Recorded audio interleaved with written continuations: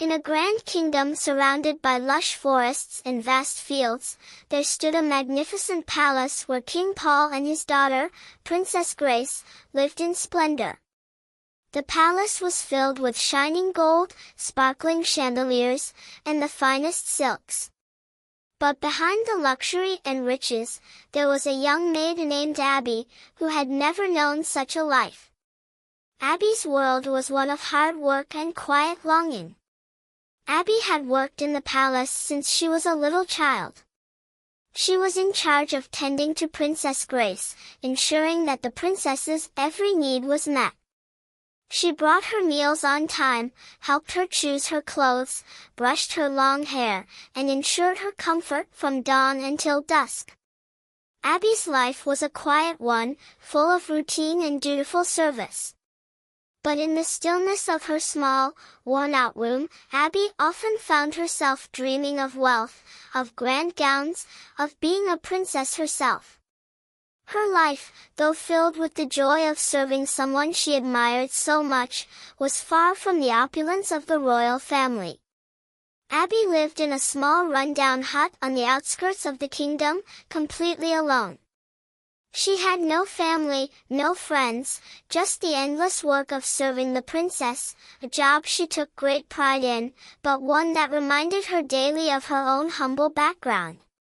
Every day, she often found herself gazing out the palace windows, watching the royal family go on their grand adventures, wishing that just for one day, she could experience the life they led, one day of riches, of beauty, of freedom. She wondered if she would ever have the life she longed for, or if she was destined to live out her days in that little hut, just a maid in a vast and glittering world. But as the days went by, Abby's wishes began to fade. "There is no way I can ever become a princess. I was born poor, and I may die poor," she muttered to herself one evening as she walked back home, as if trying to drag herself out of her fantasy world. One fateful morning, as the Grand Kingdom bustled with preparations for an upcoming royal feast, disaster struck.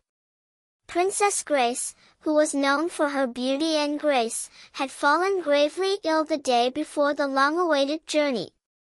Her condition was serious, and despite the best efforts of the kingdom's finest herbalists, the princess could not move a single limb without feeling a sharp, debilitating pain. The royal palace was thrown into chaos. King Paul, the ruler of the kingdom, paced restlessly through the halls, his face filled with worry. The feast was an important tradition, a celebration that could not go on without the princess's presence. As the hours ticked by and no remedy seemed to help, King Paul grew frantic. His kingdom's reputation depended on Princess Grace's attendance. "Somebody help me!" King Paul screamed in desperation. Abby, who had been standing near the window watching the flurry of activity below, turned at the sound of the king's voice. Her heart sank as she saw the worry in his eyes. And then, without warning, the king turned and pointed at her. "Abby," King Paul said with a firm voice, "you are to dress as my daughter and accompany me to the feast." The room fell silent. Every servant in the room gasped in shock. The king had never spoken to Abby in such a way before. She, a simple maid, was to take the princess's place. The king continued, "You know the princess better than anyone. You have attended to her every need for years. You understand the way she moves, the way she speaks, the way she carries herself. You are the only one who can do this for the kingdom." Abby felt a wave of shock wash over her. She was stunned, unable to fully comprehend what was happening. This was the opportunity she had always wished for, though never in her wildest dreams had she imagined it would come this way. To be a princess, even for a day, seemed impossible. Yet she was here, being asked to step into Princess Grace's shoes, to become a princess for a royal feast. King Paul did not give her time to refuse. He immediately summoned the palace dressmakers, who rushed forward with fabrics, needles, and scissors. In a flurry of movement, they worked to transform Abby into a vision of royalty. Her simple maid's dress was replaced with a beautiful gown made of silk and jewels, shimmering in the light. The dressmakers styled her hair into an elegant updo, crowned with a delicate tiara. When Abby looked at herself in the mirror, she barely recognized the girl staring back at her. She was no longer a maid, she was a princess. Abby stammered, overwhelmed by the transformation. "You look perfect," King Paul said with a proud smile. "Now, we must leave. The kingdom is waiting." Abby's heart raced as she followed the king out of the palace and onto the royal carriage. As they journeyed towards the neighboring kingdom, Abby took a deep breath, trying to steady her nerves. For the first time in her life, she was experiencing the world of royalty, of wealth and privilege. And though she had always dreamed of such a life, she was determined not to let her nerves show. Throughout the journey, she carried herself with the poise and grace she had seen Princess Grace exhibit countless times. She curtsied, smiled, and spoke with the elegance of a true princess. The king, who had been uncertain at first, soon grew impressed by how effortlessly Abby stepped into the role. When they arrived at the feast, no one noticed that it was not the real Princess Grace standing beside King Paul. Abby had learned over the years how to imitate Grace's mannerisms so well that even the most trained eyes could not tell the difference. She fit in perfectly, gliding through the evening with the elegance of someone born into royalty. The nobles and dignitaries were none the wiser.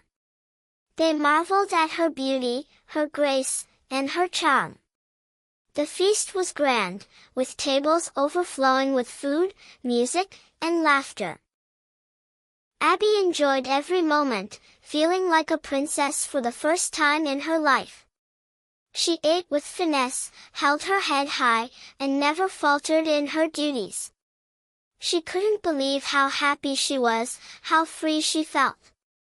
The life she had always longed for, even for a day, was hers. When the feast came to an end and they returned to the kingdom, King Paul called Abby into the palace's living room. There, he told her what he had been thinking all night. "Abby," the king said, his voice filled with respect, "you have proven that you are more than just a maid. You have the heart and grace of a noble woman. I would like to offer you a new position in my court. You will become the secretary of the kingdom.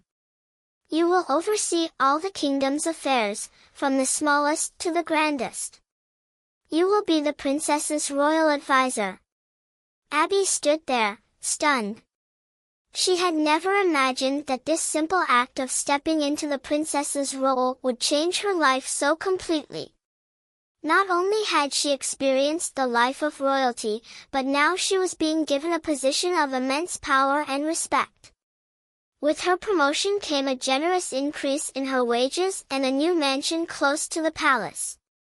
Abby's life began to change in ways she could hardly believe. She moved from her small hut to a beautiful new home in the heart of the kingdom. She became an influential figure in the court, working closely with the king and the nobles. She was no longer just a maid. She became a woman of power, a woman who had once wished for the life of wealth and royalty and had now been gifted it in the most unexpected way. As the years went by, Abby lived happily as a noblewoman, a life she was given through grace, hard work, and a little bit of magic. The life she had was more than she could have ever dreamed of. This is the end of my story. I hope you learned something from this story. Please, if you haven't subscribed, kindly click on the subscribe button. Be a part of my growth. Turn on the notifications so that when I post more interesting stories, you'll be the first to get them. And if you're a returning subscriber, thank you so much for your consistent support.